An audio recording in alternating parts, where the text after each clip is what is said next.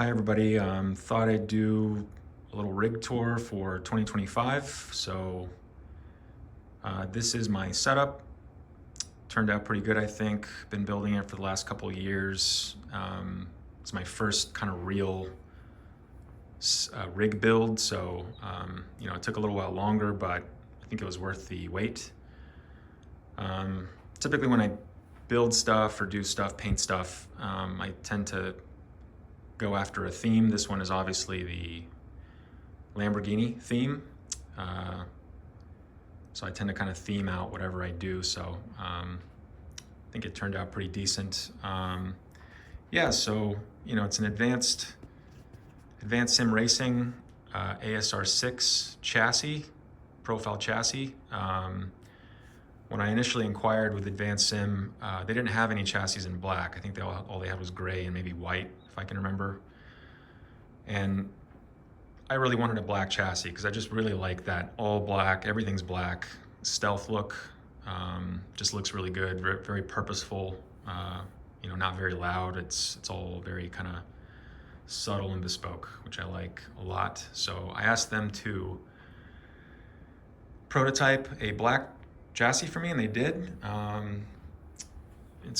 I think now this is called their Infinite Black, so it's kind of like a very high sheen gloss black. There's a little bit of flake in there. I don't know if you can see that. So I don't know for sure if this is the first black chassis that they did. I know it's one of the first, could be the first, but yeah, so that's kind of how that happened.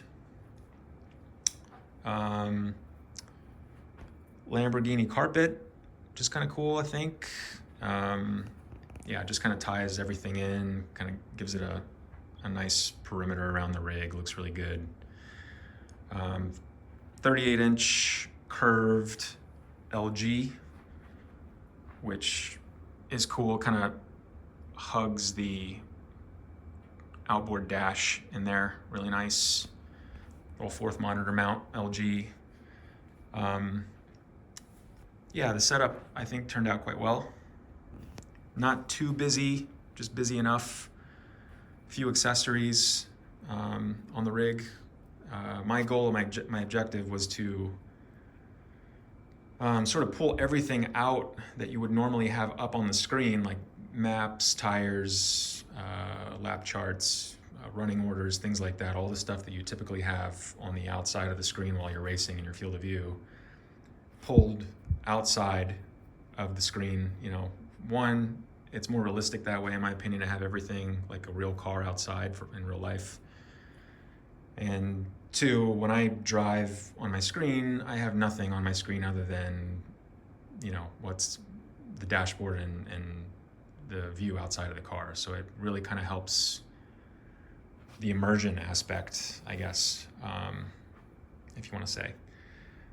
HRS is the company that makes the dash out of Australia. HRS is an awesome company. Highly recommend them. It's the Z1 Pro X with their zero play quick release. So you would just flip that tab up, wheel comes right out. Little extension there also to get the wheel out a little further in the right place. I tend to kind of run my wheels kind of further away from the screen because I like that feel like you would have in the real car, where you sit low and far back and the wheel is kind of extended out further from the dash than you would have a normal street car. F28 wheel from Asher. It's SimiCube wireless protocol, so the wheel's all wireless. There's no USB connector, it's all wireless. It's a 285 millimeter wheel, so I tend to use this for open wheel cars, Formula One, IndyCar, prototypes, hypercars. So it's a smaller profile wheel. So for those types of cars, the wheel does a good job. It just kind of feels right in your hands. And then for everything else, like GT cars, GT3, British touring car, V8 supercar, etc., is the Sim Racing Bay wheel. 300 millimeter wheels, it's a little bit bigger, big, thick Alcantara grips. So this wheel works really, really nice for those types of cars.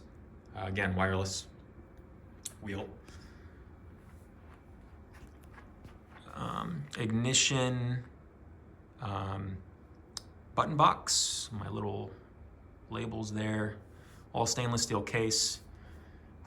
Really nice again, bought it from Advanced Sim Racing. They sell a mounting solution for this with kind of a swing arm that would sit kind of out here with the dash kind of vertical out here.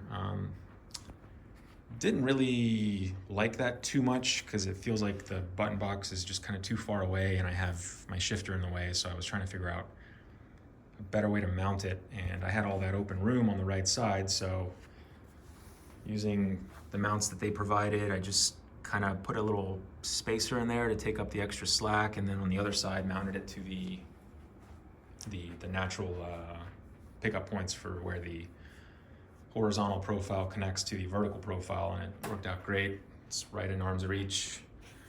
You can get to it quite easily while you're driving in between the steering wheel and the shifter, and yeah, it just kind of works really well. Yeah, it's a nice little setup. It's not too busy. It's just busy enough. You know, I wanted to kind of get that real clean, functional, ergonomic look. It just feels right. It looks good. I see a lot of other people's rigs, and I took some inspiration from what other people have done, and there's a sweet spot, I think, to it. You don't want to go overboard with too much stuff because then it just looks like you're flying a plane rather than, you know, racing a car. So just remember, more is not always better. So try to streamline a little bit where you can. And I took probably the most time on the wiring. So when you're sitting down, you know, in the seating position, driving, you can't really see a lot of wires at all. So all the wires I've routed back behind the profile, those two vertical and horizontal profiles you see there. There's a bunch of wires back there, but you can't see it while driving. What else? Yeah, Race Logic, cool little company. I found on eBay. This is from SimPush. They do a Race Logic just like you would find in a real car.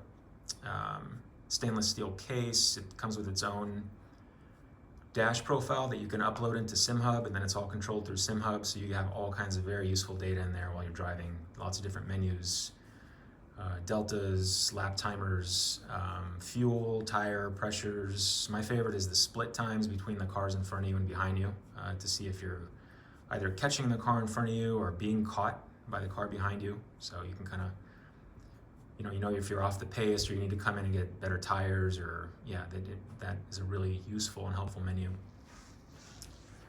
For the SimiCube, I updated to the E-Stop. That's the metal stainless version, mainly because it's got an on-off button on the front, so you can turn the SimiCube on and off right here instead of having to fiddle around with buttons in the back. So it's super convenient. And then there's a pit light, which is probably one of the coolest things I have for this rig, because it's super dynamic. It's from 3D Sim Gear in Germany, I believe. And it's a really cool little light. You know, it displays all different kinds of flags, yellow flags, blue flags, green flags. So, you know, again, when you're driving and you get any one of those types of situations, faster traffic coming behind you, or a yellow flag situation, or a green flag restart, you know, it's, for me, adds a lot to the immersion to have your pit light right there next to you, just like some of the real cars would. Butt kickers, front and rear. I have one in the front, one in the rear, and then some haptics in the pedals. I'll show you guys in a bit. Like everything with haptics, less is more, so you want to kind of tune the things you really need. You don't want to turn everything on because it's just a sensory overload of vibrations and noise. I tend to just use a little bit of engine vibration, just a little bit of curbing and road feel, so you can feel the rumble strips, things like that. And then the gear shifts. I have the gear shifts turned up all the way because I like that real solid clunk in the seat, like you would have in a real racing transmission. Just to give you guys a little demo of the pit light. So if you have a yellow flag situation, it does that, which is really cool. Blue flag, green flag. It's got white flag, it's got black flag, if you get black flagged. I also have my spotter turned on, so if I have a car on my left in my blind spot, it gives me that. And on the right side, I get that. And then I also turned on the pit limiter. So anytime I come into the pits and turn the pit limiter on my steering wheel, it automatically goes to, yeah, just like a neat orangish, reddish kind of flashing pit light.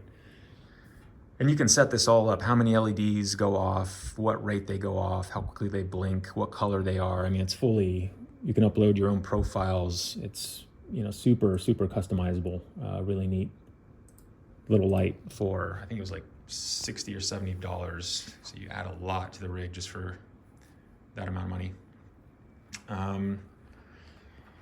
What else? Yeah, tried to just integrate everything onto the rig. You can see there's not a lot on the floor or mounted outside of the rig. It's all integrated. It's on casters, so I can move it around pretty easily. It's got a Jinx V2 sequential shifter, one of my favorite parts of this rig. Just mounts directly to the profile. It's got a rubberized, kind of grippy knob. It sort of mimics what you would find in like a Porsche Cup car. Super, super solid feel. And you can tune how aggressive it shifts by turning these little screws on each side. They even replicated the preload you would find, right, in these, because usually you preload them and that activates certain actuators in the transmission to cut spark and timing, and some electronics then, you know, allow you to make that shift sequentially, basically without using the clutch. So they even integrated that into the shifter, and this thing is just mega. I mean, it looks exactly like you want it to look, and it feels exactly like you would expect. It's, when you're driving sequential cars like V8 supercars or BTCC cars, and you're using this like you would in real life, it just adds so much to the experience. So speaking of which, next up is the pedals from Simworks, which is a company again out of Australia. They mimic these pedals to the V8 supercars. I looked at a lot of pedals when I was looking for pedals, and these really impressed me because they're just super robust. The hardware is like M5 or M6 hardware. It's way bigger than any other hardware or pedal set you would find, and they just look the business. I mean, they're so well machined. They come on their own pedal plate, so this whole unit, it comes as one unit. You can get them in 2 pedal sets or 3 pedal sets with the clutch. I opted for having the clutch because you know, I like having that. Even on paddle shifted sequential transmissions, you still use the clutch on a lot of these cars to leave the pit lane. And if you're driving, you know, prototypes or open wheelers, you can left foot brake, you know, while you're driving with the paddles. But if you're driving V8 supercars or touring cars or things like that, you typically, you know, you're driving with the sequential and you're using the clutch on downshifts and heel toe braking. So it's just neat to be able to completely switch up your driving style and drive in a very different way depending on what car you're driving. On the back, you can see how the business end of the pedals looks. These are just air cylinders. There's no fluid or anything like that. Super stiff brake. It's like a 150 kilo load cell brake pedal. Comes with various different rubber isolators on stiffness if you want to change the stiffness. But for me, The brake pedal is just perfect right out of the box. Super stiff initially, and exactly the feel you'd want in a GT car or an open wheel car, with just enough modulation that's simulated by the spring here, essentially simulating the pad being compressed onto the rotor, and then after that, the cylinder pressure takes over. Lastly on the pedals is the haptics.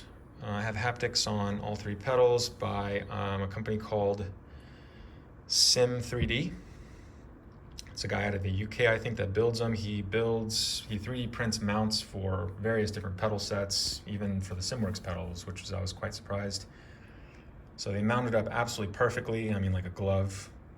And this adds a completely new level of immersion. If you haven't tried pedals with haptics, I suggest you do. You can program them exactly like you do butt kickers to do different things, like kick in when you feel when the rear starts to slide. You can have traction loss in the rear come through the throttle, or traction control kicking in come through the throttle. For the brake, when the front wheels lock up, you can have that one vibrate, or when the ABS starts to kick in, you can have it go. You can add in some vibes for the clutch. So aside from spending, $5,000 or $6,000 on a set of Simucube pedals, this is probably the next best thing. So check that out. What else on this side? Yeah, so again, the wiring is pretty clean. I found this cool Etsy, or this cool mount on Etsy, 3D printed power brick mount for the Simucube, so it ties in really nice. USB hub for everything. All my accessories are labeled, so I know what plug goes where. I try to use wireless accessories where I can, so I have a wireless mouse, keyboard, steering wheel obviously, and headset. This is the Black Shark Pro V2 wireless headset. Awesome headset, highly recommend it. Lasts you 3 to 4 hours per charge. Just awesome piece, super comfortable. Logitech 5.1 speaker system, subwoofer in the back, speaker at all four corners, on these very cool these little mounts that Track Racer sells, these profile mounts, so the speakers mount really clean on each corner. And there's also the last speaker is up here at the top, the fifth speaker. So I can run, audio through my headset, or if I feel like not wearing a headset, I can switch it over to the speakers. And the cool thing is, if you run Crew Chief, the Crew Chief plugin while you race, you can have your spotter come through on the headset like you would have in real life, like earbuds in a helmet. And then you could have the car noise come through all the speakers like you would in real life. So you get that really neat kind of multi-dimensional sound feel of a real life car. And then you've got the butt kickers. So the butt kickers are using a splitter. You can run 2 kickers on the CPU that I have. Anything beyond that, you need a sound card. And then my speaker system, all the speakers run to a control box, which is in the subwoofer, and I have that controlled by that top cable there, which is an fiber optic cable. So, and then the headset is via USB, remote USB unit. So I have all 3 different sound systems on 3 different inputs. So I can run the butt kickers, the Logitech surround sound, and the headset all at once if I need to, no problem, to simulate, what I just described. Last but not least, or one of the last things that I didn't mention, which I mentioned earlier, is the PC, which is a custom PC that Rich Damasio built for me. Awesome PC. Shout out to Rich. If you need a custom PC build, he does them. And and supports the community. So cheers, Rich. PC has been mega. Obviously, he hooked me up with a full kind of Lambo theme. He's got the green, and he's got, you know, Lambo stuff playing on both screens. Yeah, Ryzen 7900. It's 2 terabyte SSD, 4080 card. Yeah, all the good stuff. Pushes everything I need through a single screen.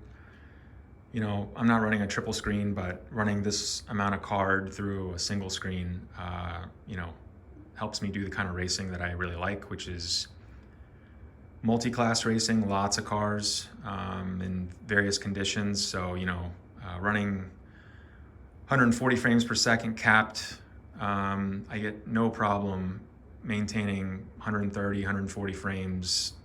Doesn't matter the conditions. I could be at Daytona with 60 cars on the grid with the AI if I need, with, you know, at night with full rain effects on ultra settings, and it doesn't miss a beat. So it does what I need it to do. I like that, the ability of being able to do that and not sacrifice frame rates over having triple screens. That's just my personal preference. I get enough out of this setup for now.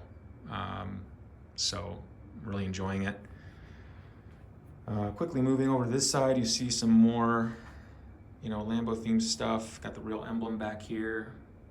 It's not a sticker, it's the real emblem.